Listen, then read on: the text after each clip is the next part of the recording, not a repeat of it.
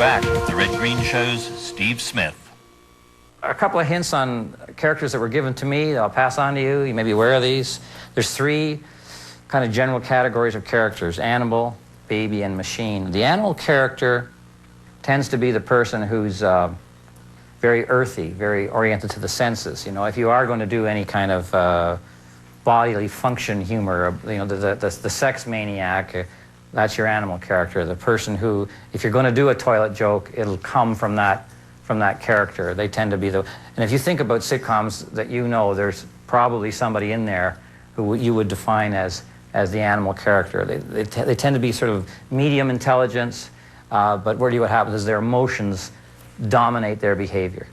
So if they, you know, somebody, they're the ones that drink and carouse and have had failed marriages and are trying to have sex with everybody in the audience, much less in the show. So that's generally the animal character. The baby character is the one that's naive. They're not experienced. They're not worldly. They don't know too much. They're the ones that get conned easily. They're nice to people. They always expect the best from people. They tend not to be too bright compared to the others.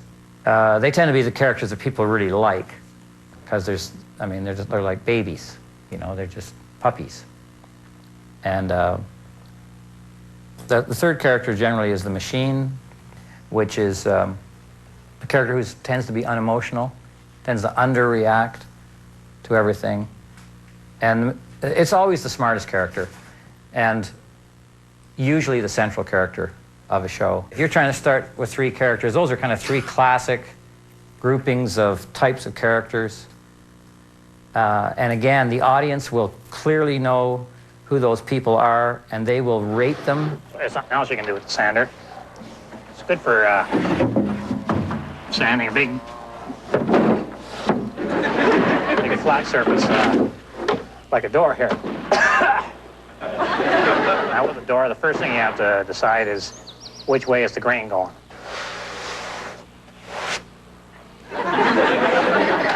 All right. The grain is going that way. So we sand against the grain.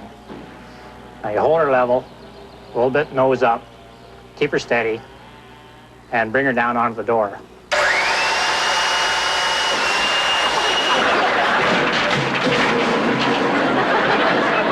The satire, you're already starting with somebody that's elevated. You know, you're going to, this is Jean Chrétien, this is the Prime Minister of the country. You know, this is Anne Murray. You don't have to go through the effort of creating an original character, building them up to some level, and then dropping them. They're already there, and you can just come on. I mean, the Royal Canadian Air Farce, and this hour is 22 minutes. Satire shows that have that shortcut of, we don't have to establish, you already know this character, now we can drop them. So that's a real, that really helps. And those shows are very well received by Canadians. We like taking the wind out of people in this country. And we like putting it in others. It's odd, really. But over the long haul, I believe that you're better off to face it like a man and create original, compelling characters that the audience wants to relate to week in, week out. Personally, I'm not in the satire business. I think it's great. I'll enjoy watching it. But for me, you know, you're better off to just go at the real challenge of creating original characters. I started out in television. My wife and I were doing a show called Smith and Smith. And it was just an odd thing. It was just, you know, really trying to avoid working at Stelco. And we just did, you know, we were just having fun, and we would do things. I was writing the whole show, and it was just an odd program. But one of the components in it was probably satirical. And there was a show on called The Red Fisher Show. It was a fishing show. And it seemed to me he had the attitude that nothing would bore you. So I thought, well, you know, this is a guy, he's up there, and somebody needs to drop this guy, you know. Everybody else doing a television show, they got these big sets, and they got dancers and everything. This guy would just sit there, and he'd show you some movies, and it's a fishing show, and he didn't catch any fish. In fact, I met his son at one of those NAPI conventions, and I said, Man, I got to take it off to your dad, take my hat off to your dad because, you know, I'd watch the whole show. And he never caught a fish, you know. He said, well, he got you to watch for half an hour. He caught something, you know. I go, man, unbelievable, unbelievable stuff.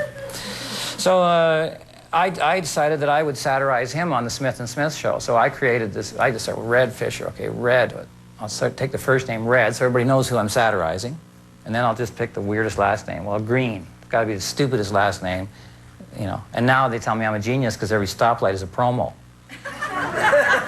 But it started out, and the reason I want to show you some of these clips is I want to show you that how simple and how bad I was, you know, and continue to be, but I'm getting there. But I started with like a maybe two-dimensional character, maybe not even that much. But as a satirical character on a sketch comedy show, I thought I'd put a duck on the hat to just, you know, so I went to, at that time, Kmart, I think, and went to the toy section because I was actually trying on ducks. I wanted to get just the right duck.